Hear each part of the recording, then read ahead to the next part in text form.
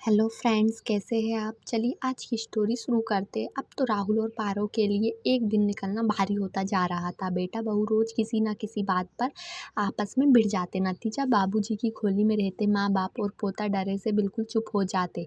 प्यारा सा बेटा दोनों की सेहर ले आया था, पर महंगाई ने सभी की कमर तोड़कर रख दी। ऐसे में दोनों एक दूसरे पर दोषारोपण शुरू कर देते। नतीजा सहमा सा बच्चा और माता पिता को गुनहगार का समझने लगते। शुक्र है छोटी सी जमीन का टुकड़ा खरीद लिया था तो 2 कमरे बना लिए। प्लास्टर तो आज तक नहीं करा पाई। यूँ तो बहू भी बुरी नहीं, पर वो भी कितना सहन करे। राहुल और पारो एक दूसरे को देखा और मन ही मन एक फैसला किया। बच्चे को तैयार कर टिफिन देकर स्कूल के लिए भेज दिया। क्या बात है बेटा, रोज रोज तुम लोगों के झगड़े क्यों हो रहे हैं। तुम दोनों कुछ बताते नहीं तो कुछ पता नहीं चलता, ताकि तुम्हारी हम कुछ मदद कर सके। अगर हम दोनों को यहाँ रहने से कोई परेशानी है तो खुलकर बताओ। अरे बाबूजी, आप ये क्या कह रहे हो। हाँ बाबूजी, ऐसे कैसा हो सकता है। बहू भी पास में आकर खड़ी हो गई। तो कारण बताओ, हमें भी तो पता चले।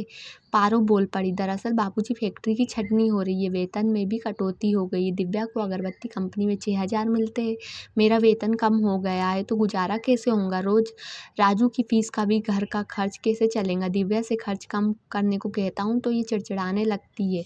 मुझसे कहती है कि निराश होकर भोला सिर पकड़कर नीचे बैठ गया। अरे तो हमें क्यों ना शामिल किया अपनी परेशानी में। आके जीवन भर ड्राइवरी की तेरे पिताजी ने, और मैंने हॉस्टल में खाना बनाया। मेहनत करके ही तो तुझे और तेरी बहन को पाला है। तुम चिंता ना करो, हम सोचते हैं कि कुछ ना कुछ ज़रूर हल निकलेगा इस समस्या का। राहुल और पारो काफ़ी देर तक सोचने के बाद एक नतीजे पर पहुंचे। शाम को भोला और दिव्या को बुलाया और अपना सोचा हुआ विचार उनके सामने रखा। सुनकर एक दूसरे को देखने लगे। विचार तो उन्हें जमा, पर माँ बाबूजी की मेहनत करना पड़ेगी, सोचा। भोला उदास होकर बोला, माँ मैं आप दोनों को इसलिए अपने पास लेकर नहीं आया था कि दोनों को इस उम्र में काम कराऊं। मुझे बुरा लगेगा। बाबूजी, राहुल ने भोला के कंधे पर हाथ रखकर कहा, आराम भी कर लेंगे बेटा, अभी तो अपनी समस्या का निदान तो कर ले। आज तो सुबह कुछ अलग ही थी। भोला सुबह ही माँ की बताई सब्जियाँ और ज़रूरत का सामान ले आया। दोनों पत्तल थोड़ी मात्रा में ले आया, पानी के बर्तन ज़्यादा भरकर रख दिए। दिव्या ने सब्जी मसाले और माँ के बताए अनुसार सब काम कर दिया। रघु ने एक पटिये पर सफ़ेद कागज़ चिपकाकर उस पर विशेष प्रादेशिक खाने का पोस्टर बनाकर दरवाजे पर लगा दिया। सभी ने साथ मिलकर पूजा की और जोरदार जय घोष के साथ माता अन्नपूर्णा को ध्यान करते हुए चूल्हे को अग्नि समर्पित की। भोला कंपनी चला गया, दिव्या अपनी फैक्ट्री। राहुल और पारो धड़कते दिल से आने वालों की राह देखने लगे।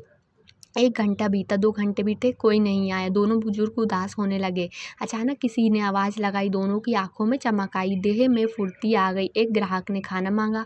पारो ने झट से चूल्हे के आगे तेज से झटपट खाना गरम रोटियां परोसकर भोला के हाथ में थमा दी। बरामदे में बैठकर खाना खिलाया और लोगों को बताने का आग्रह भी किया। 60 रुपये एक दिन के थाली के लिए। उन पैसों को देखकर आंखें भर आई। उनका सोचा भली फूट हो गया। शाम को भोला और दिव्या उत्साहित होकर घर लौटे। आते ही माँ बाबूजी के चेहरा देखा। दोनों चेहरे पर मंद मंद मुस्कान, दोनों के चेहरे पर उत्सुकता और सवाल देखा। पारो ने मंदिर की ओर इशारा किया। दोनों ने जाकर देखा, कुछ रुपए थे, गिने तो 180 रुपये। आंखें छलछला गई। आखिर माँ बाबू से लिपट गए। बिना कोशिश किए हार मानना तो गलत है। समस्या है तो निदान भी है, प्रयास करना भी तो जरूरी है। कुछ लोग अपने डिब्बे दे गए, वो रोज खाना लेंगे। अरे तेरी माँ खाना ही इतना जायकेदार बनाती है, किसी को पसंद आता कैसे नहीं। कहते हुए भोला जोरदार ठहाके लगाया। अब सब हंस रहे थे। दिव्या बोल पड़ी, मैं नौकरी छोड़ दूं माँ, मैं आपका हाथ बटाऊंगी। अभी नहीं बेटा, थोड़ा काम बढ़ने दे, सामान का खर्च भी तो बढ़ गया है ना। जैसे ही हमारा काम बड़ा हो जाएगा हम मिलकर संभालेंगे। बुजुर्गों का अनुभव काम का होता है, सब मिलकर रहे तो कोई मुश्किल, कोई समस्या हमारा कुछ नहीं बिगाड़ सकती, क्योंकि जहाँ चाह है वहाँ राह भी होती है। बस ज़रूरत है एक प्रयास की। तो फ्रेंड्स, ये तो है हमारी आज की स्टोरी। अगर आपको अच्छी लगी तो प्लीज़ चैनल को लाइक, सब्सक्राइब और शेयर कीजिएगा। थैंक